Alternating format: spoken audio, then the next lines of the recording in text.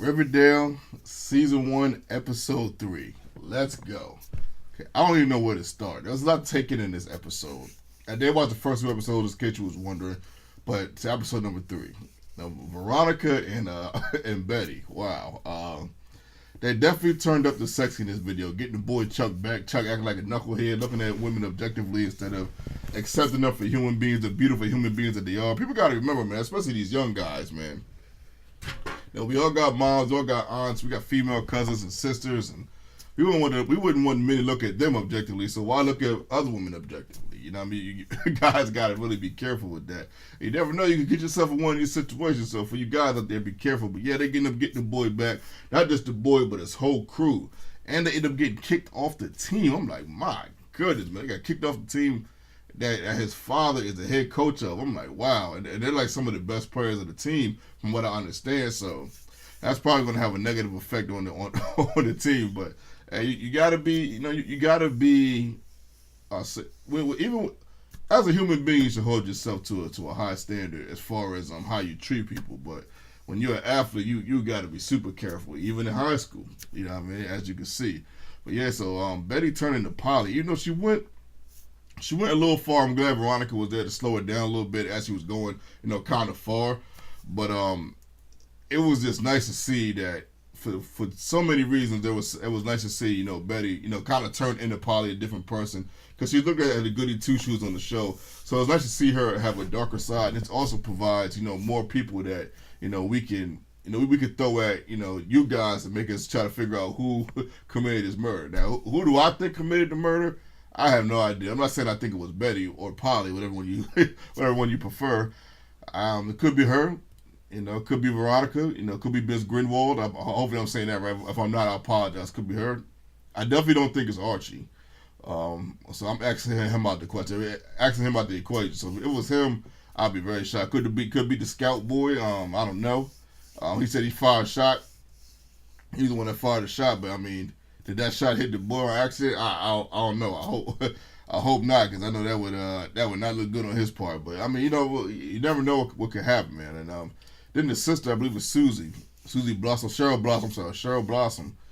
Man, she's talking about she confessing.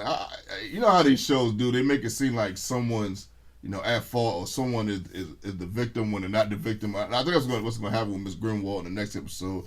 I'm sure if you've seen this episode, you've seen the previews for the next episode. It's going to be interesting. They're talking about, she's the real Miss Grinwald actually died 5 years ago. So I'm thinking that this chick that's the teacher here, I'm thinking she's a little bit more close to the age to Archie than what we all think. So that's going to be interesting to see how that plays out next week. But they're going to try to make it seem like it was her that killed Cheryl's brother. But I don't think it was her. I think that's way too obvious. But you just don't know, because the thing of it is, it's really not that many suspects. It could be Betty's mom. Betty's mom is off the hook. She wanted to see him dead. She causes trouble with everyone she causes contact with. Always turn up the pot or something. Like I said, it just could be so many people. You never know. Could be the reporter boy. You know what I mean? You just never know. It's going to be somebody that I think we least suspect. It's my guess, but anyway, this episode. Get back to this episode. Let's see what else is in the episode. You get the reporter boy that was reporting everybody. I talked about Betty and Polly. Man, I just was so shocked to see how intense it got.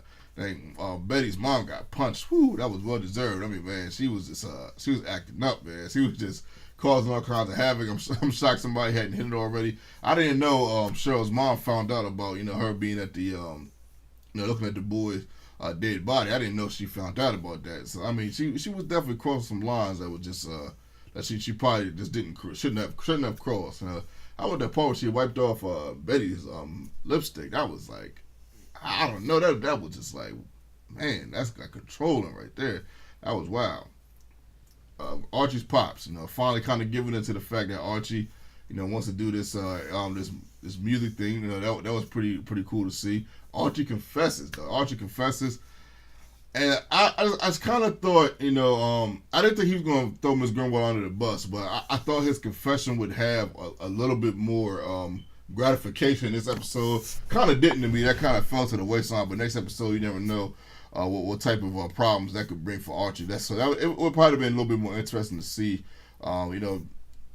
Here's a confession having a little bit more problem, a little bit more backlash as far as as far as that as far as a confession like that that's so huge to figure out who killed Cheryl's brother.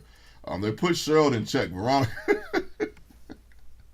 Towards the middle and the end of the episode, Cheryl was acting like she had some sense, but Cheryl was calling girls sluts and just all types of stuff, just saying whatever she wanted to say. But Veronica was like, "Yo, I know your brother died, and I'm sorry for that."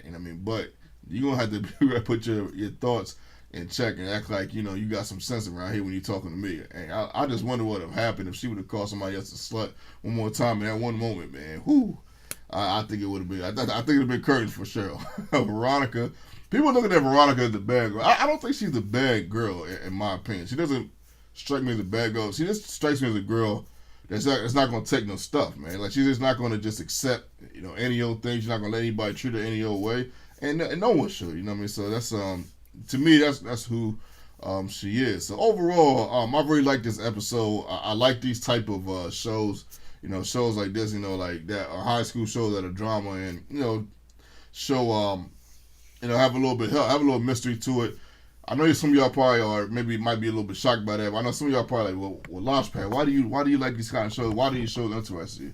These shows interest me because we all went to high school before. We all had to go to high school, and everybody's high school experience is different. I think people's high school experiences are very interesting to me. I'm not sure why, but I just think it is. When I get to talking to somebody like more and more in depth, I'm always curious. I always have to ask them, so how was high school for you? I always ask them that because I'm just so curious to see what they would say.